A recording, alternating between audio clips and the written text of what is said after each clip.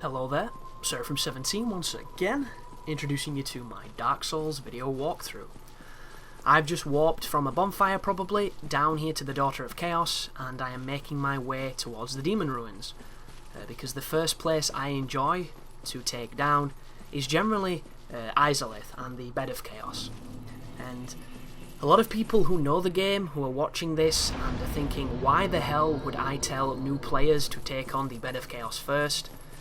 The main reason for this is, one, you will probably stumble upon an item that you need for the Catacombs lower area, which is known as the Tomb of the Giants.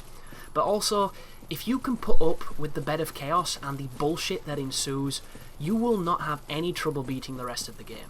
And I say this comfortably because we've already passed the two hurdles that everybody talks about. Ornstein and Smo are defeated, the Four Kings are dethroned, and now the only thing really left is the Bed of Chaos, or the Bed of Bullshit is what I call it, because whoever designed it, you know, he deserves herpes for the rest of his life, and for no women to ever be satisfied as their genitalia is eaten away by microbial life forms. But that aside, this is the Demon Ruins. You'll notice to my left there is an entire football team of Taurus Demons just chilling, and I'm going to have nothing to do with them because there's no need. If you want to go over there is a Chaos Ember, I believe, and probably some items, but this is not a guide to show you how to get everything. This is merely an extremely brutal and efficient playthrough of the game that anybody can do as long as they follow some of the ideas and the notions that I've been passing over. But along down here is going to be a bunch of Capra Demons, but don't worry, they're not quite as tough as the adult one, well, I say adult one, the boss one we fought in the lower Undead Burg. That doesn't mean that they can't do a lot of damage, so the best thing to do is lure one of them away from his friend, and then wait for him to commit to an attack, two-hand your weapon, and then mash him down. If you have a heavy enough weapon, or a weapon that deals enough damage, you will break his poise and kill him in about 2 to 3 hits. If you have any Black Knight weapon, these guys will be a joke. If you have any weapon that you've upgraded to lightning from the blacksmith in Anor Londo, you should be fine as well. Just be aware that the Pyromancy Glove is going to not be so helpful in this area of the game, which is another reason to have a weapon on your side that's just as useful as your glove. And this is really the only area of the game where the Pyromancies are not going to help you, and that's because I think the Firesage, I'm not too sure if he's immune to it. He could be. I haven't confirmed this, guys. Try it out, see how it works. What I can confirm is the Demon Centipede does not take damage from the Pyromancy Glove. I hit him with Combustion, I hit him with a couple things, and he just brushed it off. But there is a bonfire below us here, so don't get too worried about, you know, when the next bonfire is. You will have to kill a couple more Capra Demons and a couple of a new enemy, which basically look like balls of shit with faces, but they're kind of dragon-y.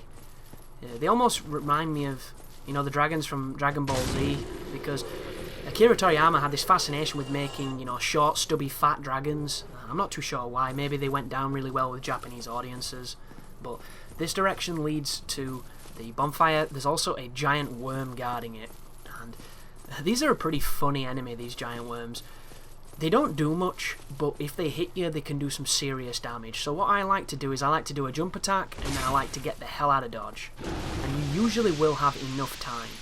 That move right there is a mucus attack, and if it touches you, it will actually decrease the durability of your equipment and your weapons. And anybody who's played Demon Souls, it's pretty much what the Scraping Spear did. And anybody that fought that NPC on the final area of Boletaria will know he was a douchebag to fight, because he hid behind a tower shield and he just hit you with a Scraping Spear, which broke your equipment. And I'm grateful that From Software didn't put anything like that in this game. That being said, how much fun would that be to grief people in PvP if you could, you know, carry a spear that pretty much fucked their gear up? Especially if they're a katana user, or somebody using the Moonlight Greatsword and spamming the heavy attack. It'd be hilarious to watch them panic as their shit broke. But there's a Taurus Demon to your left, which I think leads to another Ember, or it leads to something up there. There's a bunch of them. And there's one directly in front, and this guy will always aggro this one in front. What you want to do is you want to kind of, there's his jump attack, wait for him to do that, and then come in and punish him. You can do any of his attacks and you can punish him, but the jump attack is the easiest to spot and it's the easiest to evade. You don't have to mess with the worm to my right. You don't even have to mess with the Capra Demon to my right, who's just up here with an item. But I'm going to do it because I like killing this dude. So I generally move forward, bait the swing, and then after the swing is finished, go in and punish. And that is pretty much Dark Souls 101. But I do think the DLC will feature in and around this area. And I am going to be doing a walkthrough and playthrough of that DLC. I'm not too sure what I'm going to do. I don't know if I'm going to build my PC character towards the same one as this one, so that it can be fitted nicely into this guide. I'm not too sure. But through this fog is a boss. But before I go through there, I'm going to come down here. And if you're a member of the Chaos Covenant, which is the one with Quailag's sister, the one who's all infected, nasty, and stuck to a wall, if you offer her, I think it's 30 humanity, you will level yourself up to, in that Covenant, enough to open this doorway for a shortcut into Izalith. And it's really useful. I've never actually done it in all my times through the game, and what it does as well is, once you open the doorway, if you kill all of the sunlight maggots, which are the things I'm actually coming down here to murder because they give you a super useful helmet, you will keep, spoiler alert, Solaire alive. And I know a lot of you are probably thinking, what the hell does this have to do with ice cream? Because you're new to the game and you have absolutely no idea who Solaire is or what Solaire does. But Solaire is the Sun Knight who we've been chilling out with, who can help you against a lot of bosses. And it's around this time, if you do not kill all these sunlight maggots, open this shortcut and kill the ones on the other side, that he will actually go insane and start attacking you, and he'll die because you'll kill him. And if you're looking to have help against Gwyn, which you don't need, but it's always nice to see, you know, how all these plot lines finally come to some kind of conclusion, you'll have to do this, which is entirely preference completely. But this is a boss fog, and the entrance of this room is the most dangerous part of the fight. So this is a guy who looks familiar. Be careful of that.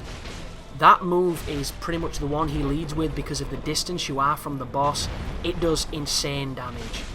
This guy is also kind of cheeky because he has this ability to jump back just like the other ones did, but in this room it's easier for him to put his back against a wall. When his back's against the wall, he's either going to throw fire at you in that AoE move, which is a pain in the ass, or he's going to hit you with his axe.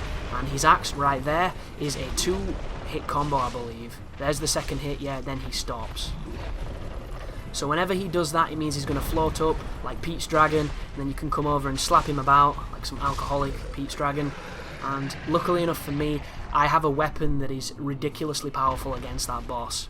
But one thing to bear in mind, I do not believe the Firesage is anything to do with fire. So putting on anything that, you know, defends against flames and fire is not going to benefit you in that fight. So just take him on as you normally would, and you shouldn't have too much issue. I do have an interesting encounter in my playthrough that I might link for this video for people to see how it can happen, because there's 2 different encounters in that, so something to bear in mind for those that don't like this strategy per se and want something different. Thanks for watching, and you take care now.